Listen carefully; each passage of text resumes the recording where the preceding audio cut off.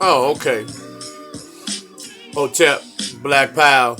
It's your brother Shaka saying code for Street Law Soldiers here. Um, First of all, always giving honor to the Creator, giving honor to the ancestors, giving special honors to my sister, who's in her essence, traveling in her essence as we speak. Brother Harris Abdul, Chief of Staff, Street Law Soldiers, who's in his essence. You know, all my relatives, all my family members that are in their essence in the ancestral realm, all my comrades, and those known and unknown who fought and gave their lives for the liberation and salvation of the black nation. What I was talking about the other day was jails and how our brothers and sisters, primarily the elder brothers, who go around, you know, discussing and bragging on glorifying prison, you know, and you know, and that's part of the mental illness, that plagues the black community, you know, where you glorify, you know, being in charge of the grilled cheese and, you know, counting all tomatoes in the kitchen and lining all the flip-flops up in the commissary and all this shit, you know, while you were locked up. You know, a feeling of importance, you know, which is a mental health illness. So, what I want to talk about now is the process in which these drugs and these weapons are brought here in the United Snakes of America. First of all, if you know anybody that, let me know. You know, hit me on my YouTube page and let me know if anybody that you know personally that has a Learjet that flies to Afghanistan and Colombia that brings heroin and cocaine back to the United States. Just hit me on my YouTube page if you know anyone that does that, you know, that looks like us anyway. So, with the consent of the President of the United Snakes of AmeriKKKa, along with politicians, along with the military personnel, infantry, military personnel, you know, that Navy SEAL bullshit, and you know, where they swim underwater like frogs and all that shit it has something to do with transporting these drugs over, you know. But anyway, the drugs are taken from Afghanistan and Colombia by way of frogmen, DEA, Special Forces, Navy SEALs, and all of these motherfucking devils. They bring it to two ports, two places. Mena, Arkansas, Crawford, Texas. Crawford, Texas is where George Bush's ranch is, which he has a bunker that can hold a 10-year supply of cocaine and heroin that will supply the country for 10 years. Clinton has the same size bunker in Mena, Arkansas, which both were drug lords in those states. From there, the drugs are taken from there and they're brought to local councilmen in all the inner cities.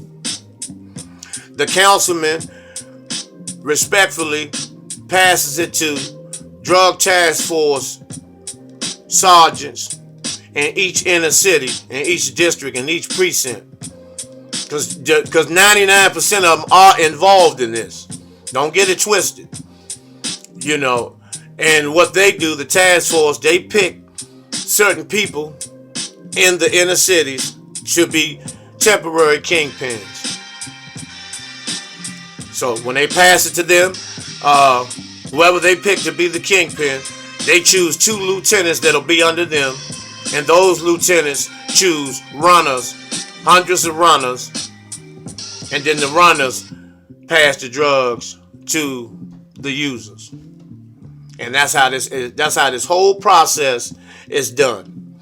Now with the weapons, It's the same exact process. Now, because you wonder, how can a Russian AK-47 military assault rifle get from Moscow, from a military base in Moscow, Russia, to a street in Ward 8 on the south side of Washington, D.C. in the hands of a 15-year-old boy? How does that happen? I'll tell you. The weapons are transported with the CIA, the FBI, and these frogmen, DEA, ATF, and these Navy SEALs, these military infantry people. They bring these weapons from all over. Afghanistan, Saudi Arabia, all these AR-15s, all these, M16s, M1s, all these weapons, 45s, 38s, Desert Eagles, 357s, 380s. All of them are brought to each inner city. And when they have these expos, when you ever see on TV, they have these expos where at your local armory, in your local coliseum or whatever, they have these enormous sales where computers are $5 and all this type of stuff. So, and a lot of times they'll have gun shows as well. The guns are brought through there, funneled through there, and taken on the streets of the inner cities for the purpose of our demise, for us to use against one another. And it works every time. Now Obama done the same thing with the drugs when he was in office, so he doesn't get a pass either. I know some of y'all saying he didn't do it. Matter of fact, he was bringing the drugs, placing them in the caskets of the deceased military soldiers at Andrews, and having the drugs brought from Afghanistan to Andrews Air Force Base at 1 and 2 in the morning, and they were distributed from there to different parts of the different inner cities in the United States. Now, when they choose a kingpin, which he probably think he's going to be permanent, which he's going to be temporary, he doesn't know it. Once they're finished with him, either by way of thinking he may rat, he may be getting arrested, may have gotten arrested a couple of times, and for fear that he may talk, or fear that he's getting above himself and not following directions, he's either put away forever or he's murdered and he's replaced. And a lot of times they're smart. They will use the person that's going to replace him to murder him. And then the cycle goes on and on. Everybody's replaced. Everybody is replaced. So that's how the drug game goes. Now, the people who pay the most, the people who are punished, are the people who do the hand-to-hand combat in the street, and the people who are users. And that's how the courts and the judges, the DA, the public defenders, that's how they get paid. Because when one is locked up, they can have two choices: do time or pay your way out of this. Now some dealers have been smart and have saved some money, knowing that this day was going to happen, and they have managed to escape being murdered, so they're able to pay their way out of this situation, or at least pay their way where they won't do a whole lot of time. Now, for those who don't have any money, you go to jail, and now you're going to be used and pimped and placed in slavery, physical slavery, where you'll do a $20 hour job, such as work for Google, or you work for Yahoo, or you work for DirecTV, making $20 an hour in customer service for 3 cents an hour. And you do that as long as they can hold you. And if you have a public pretender, which, once again, public defender is someone who defends the public, not you. So, I've heard a lot of you dudes say shit like, yeah, my lawyer come to see me. That's not your fucking lawyer, man. Come on, man. Let's be honest. That ain't your fucking lawyer. That's everybody's fucking lawyer. He has a fucking caseload of 30 or 40 goddamn cases. No lawyer in their right mind is able to efficiently represent 40 motherfuckers at one time. That's some straight bullshit. And all he does is, let's make a deal. Cop to this, cop to that. Cop to the felony. You cop to the felony. You come home. You can't work in the government. You can't join the military. And, you can't get any type of job where it requires that you either carry a weapon or you're around money. So if you're lucky and you have some type of connects on the outside, you'll be lucky when you get out of here to be pushing a mop at a motherfucking bank at night. Working for the private sector from contract to contract. So your employment is not permanent in no way. And that's how this shit is set up. And all the time, this cracker is a billionaire. And then they have shows like Cops where they show that niggas sit there and watch their own people get slammed, shot, beat up, and murdered. And their houses torn apart. Their doors ripped off the fucking hinges with a damn tank. And you sit there fascinated, being entertained, by the slaughter of our goddamn, of your own fucking people, man. And that's the sick part.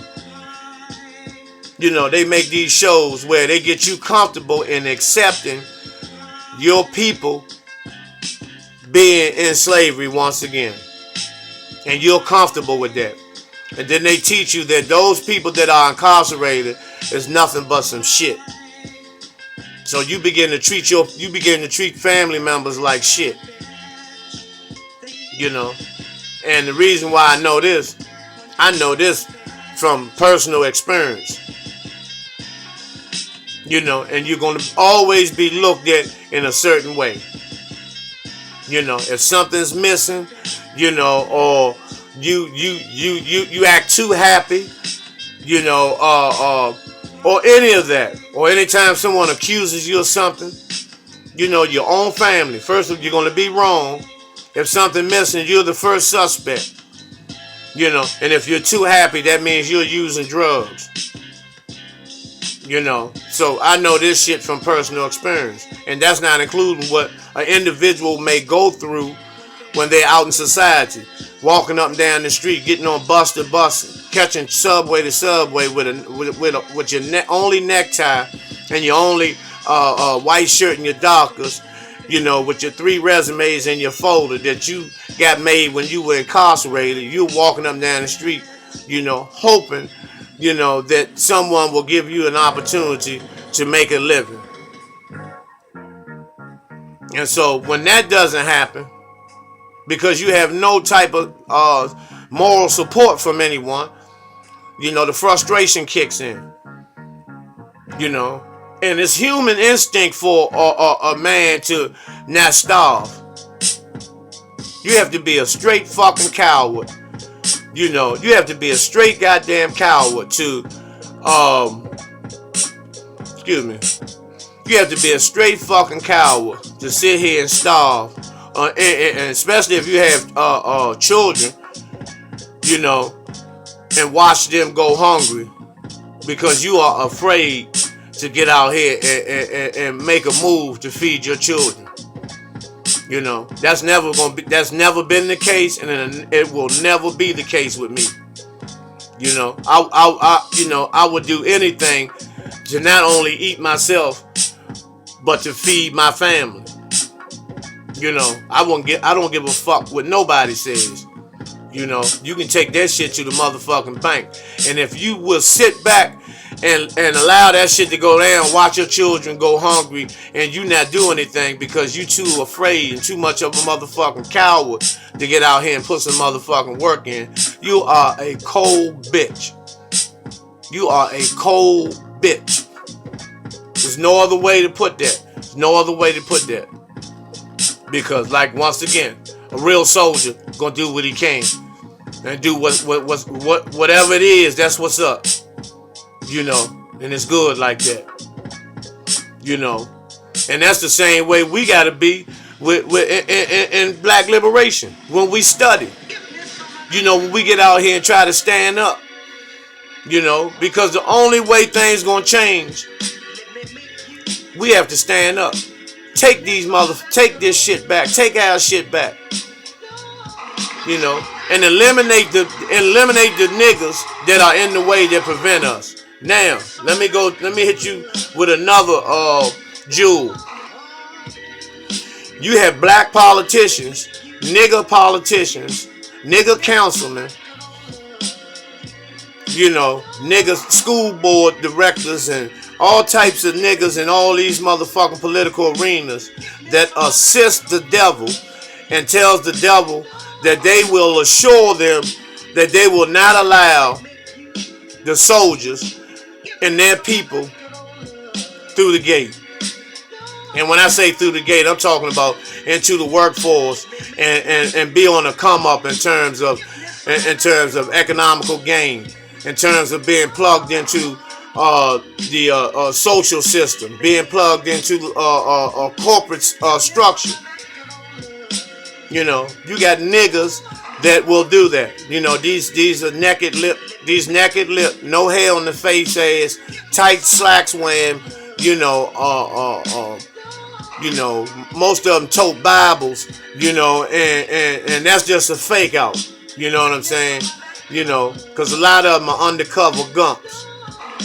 You know what I'm saying? They're willing to do anything to maintain their status. As far as keeping their houses, keeping the brand new Beamer, the Benz, the Infinities, the townhouse, the duplex, the corporate motherfucking company credit card and all this shit. They will cut their brother's head off to maintain that. Because they have no moral program going on inside of them. No moral program at all. It's anything with them. I'll do anything. You got policemen that will lock their mothers up. You got sheriffs that will serve summons to their brothers for this goddamn cracker, man.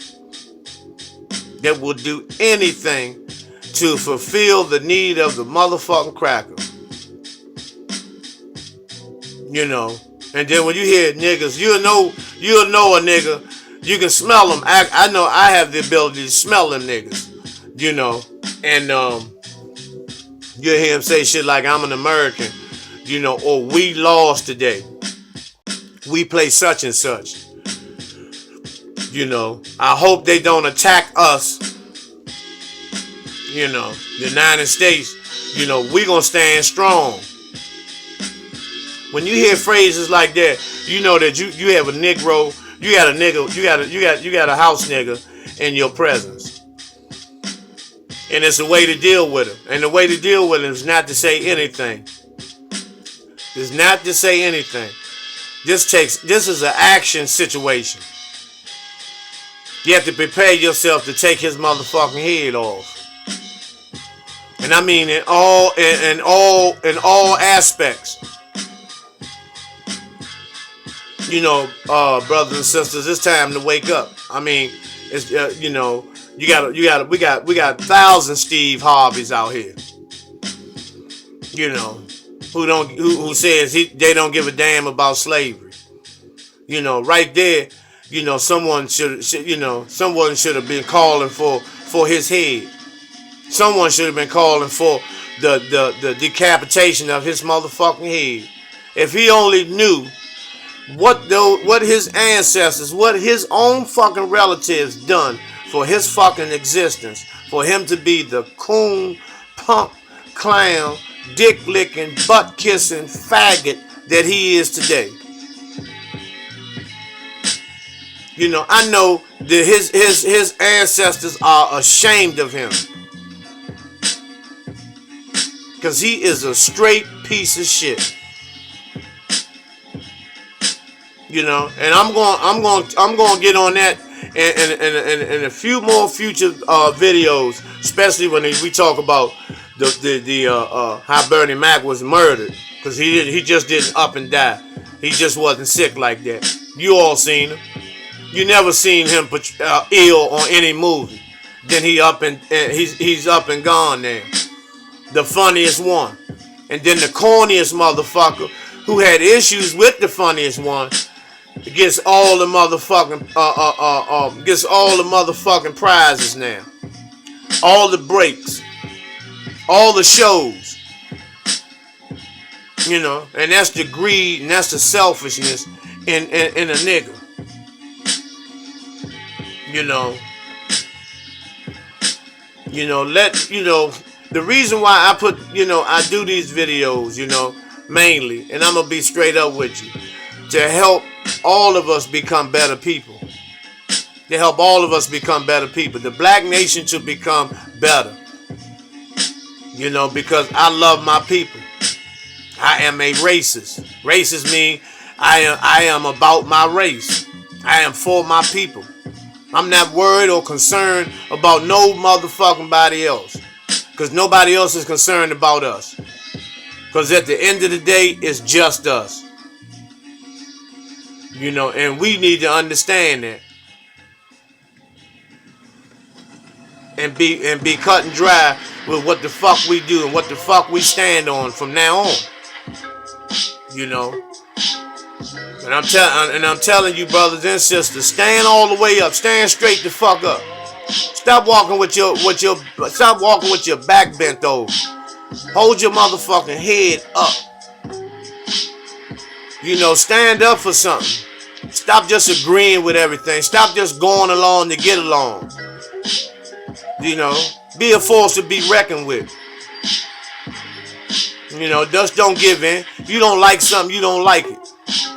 Point blank. Be able to be teachable.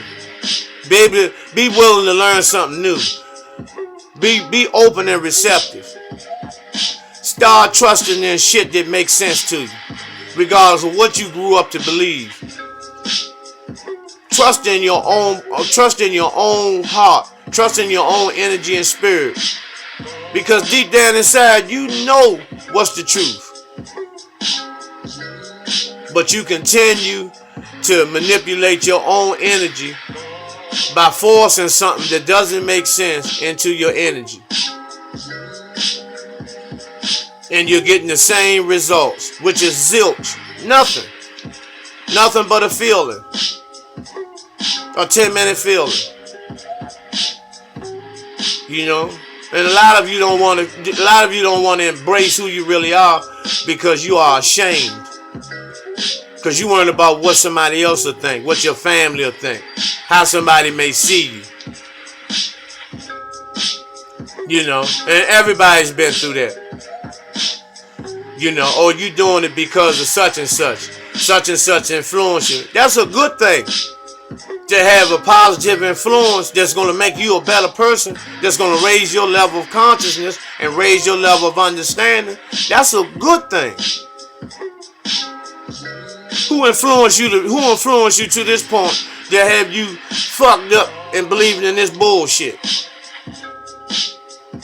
that you've been believing over and over all your life, and you've never seen anything come from it? And a lot of things are going to happen in the future. You're going to have a lot of conscious people because they're on the rise.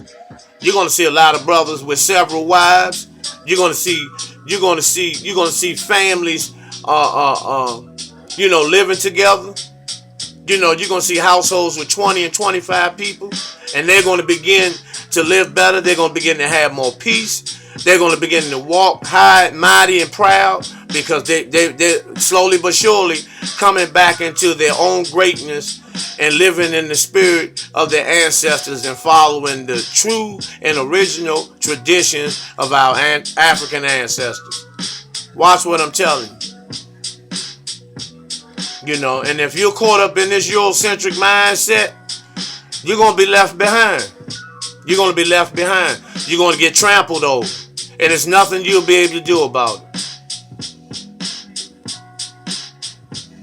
You know, and now everybody's not capable. Everybody doesn't have the mentality and the mindset and the composure to have multiple wives, because they don't know the purpose of it.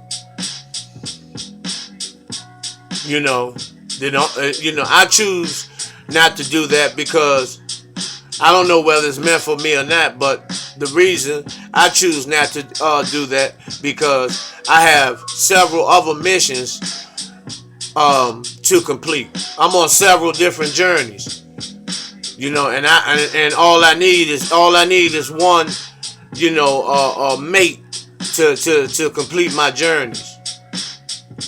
You know, it's a lot of brothers and sisters that don't have the assignment that I have, that have the time and the resources and the economic power to be able to fulfill these things and be able to take care of other families.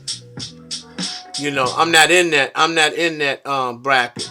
That's not me, and I understand that, and I'm very, very good. I'm very, very comfortable with that. You know, so.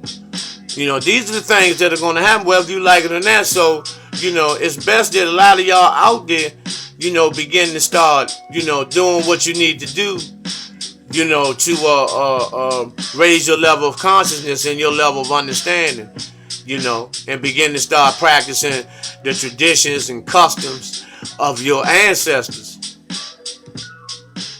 You know, because you've been told that you can't, you know, see the people that have gone before you. You know, you've been trained because the cracker doesn't have the spiritual gifts and powers and abilities like you have. So of course he's going to say that. He's going to say all that shit is bad. It's not good for you because he don't have it. You know, and we've bought this shit hook, line, and sinker for so long. You know, now people are beginning to wake up. It's a new motherfucking day. You know, and you know, and I'm just walking in the footsteps of my ancestors. You know, the power of my sister. You know, walking, you know, representing her, riding for her. You know, for my father. You know, for my great grandmother, my great grandparents. You know, the comrades I grew up with. They taught me right and wrong, but they still taught me something, you know, that are in their essence, you know, that I asked the Creator to grant me the energy from them, you know, to make me stronger, make me better, make me represent them more, and make me be a living representative of the Creator, that I don't have to look outside myself for the Creator. Because everything that I've searched for outside of myself, including God, is in me. It's inward. So,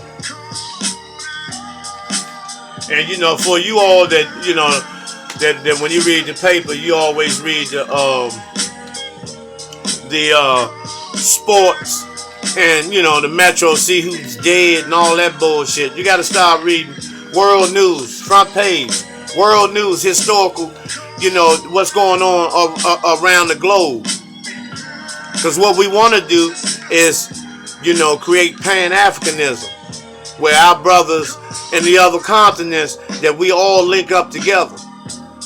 And that's the thing that these crackers fear the most. Zbigniew Brzezinski, you know, he mentioned that in 1973. That's the greatest thing that he would fear was Pan-Africanism.